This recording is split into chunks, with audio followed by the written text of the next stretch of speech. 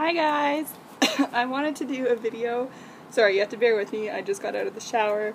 So I'm gonna comb my hair because I'm multitasking because I don't often get the room to myself and I still feel awkward talking to myself if people come in. So there might be a lot of checking the door. So I'm using the mirror thing. I'm in Cambodia. I took the bus from Bangkok and it was hideous. It was, let me start at the beginning. So I left my hostel, the thing I booked it with said, show up here at 10 o'clock, we'll take you in a cab to the bus station, put you on the bus, and then that'll take you to the border. You'll get your visa for Cambodia, which you can just buy at the border, and then it'll take you the rest of the way to Phnom Penh, which is pronounced Phnom Penh because I asked the border control people who are Cambodian. So I go there at 10. It's a different person than who was there before, and they go, "Oh, they're gonna be here. They're running late. They'll be here in 15 minutes." And I'm like, I already paid for this. What are the odds that I'm actually just about to get screwed out of my money? Which is not the end of the world, but it's annoying that it's 10 p.m. so I'd have to figure out either another bus or like a night at the hostel in Bangkok, and I think the hostel I was at was full because someone had just walked in and like booked their last bed. Oh, my hair is super, super knotted.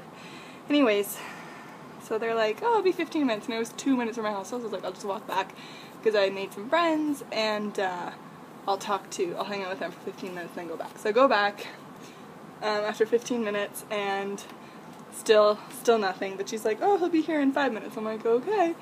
So eventually they do show up. They take me to the bus stop, and he's like, there's basically a guy who is my keeper, like he's the one who's putting me on the bus, and he was so cute. He's like, okay, this is like, it's gonna be in this bay. I got there at about 11 o'clock, or quarter to 11. He's like, it leaves at 11:50. You can't get on until like 11:30.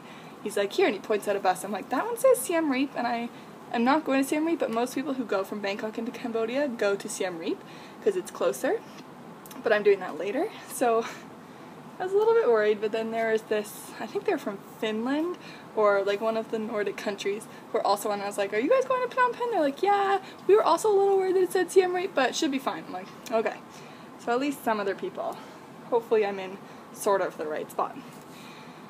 So I get on. The guy, as he's like making sure I get on the right bus, he hands me this bag. He's like, I'll got you a snack. I'm like, that's so sweet.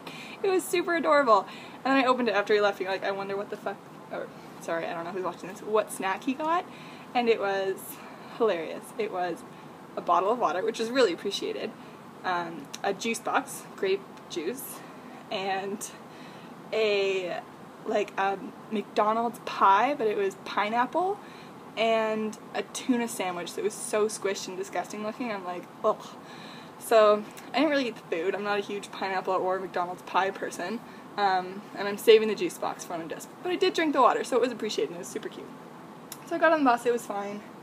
We basically drove to a gas station and slept there for 3 hours until the border opened at like 6 or 7 or something.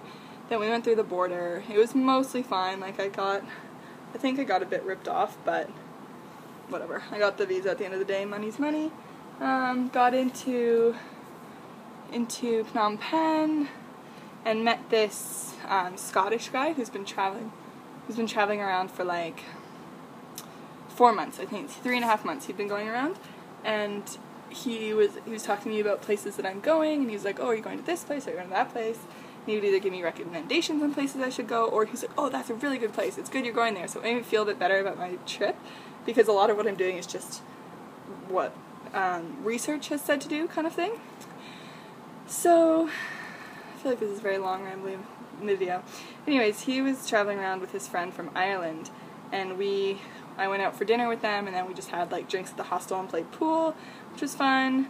But I was pretty tired because I slept like terribly on the bus and in the parking lot of the gas station.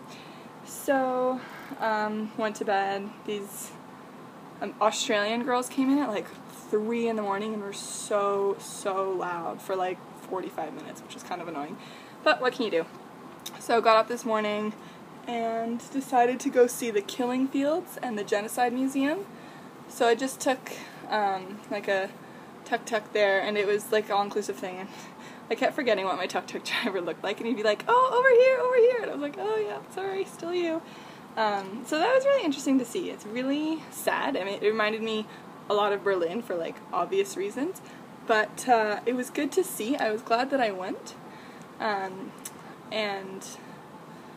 it's terrible. Like, millions of people killed, and it wasn't even that long ago. Like, it was 30 years ago, a little bit more. I guess it's 2015, so about 40 years ago or so. And it's brutal.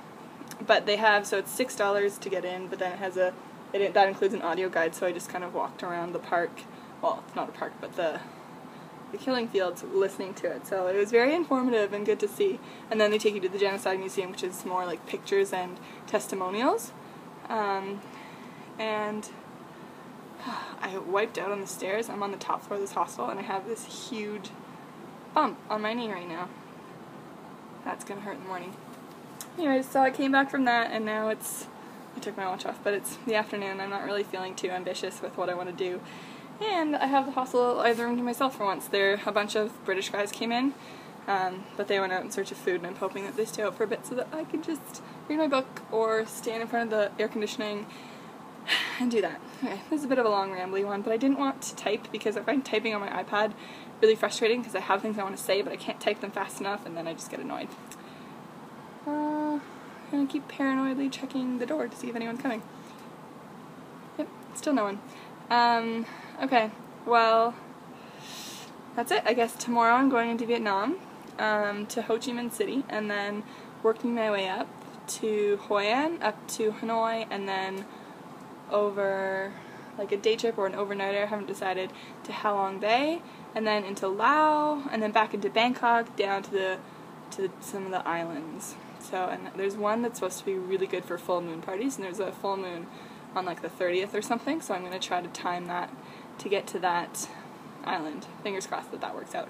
We'll see. I heard the islands are more expensive, so I don't want to like completely change a route just so that I'm there for a party, because it seems kind of silly.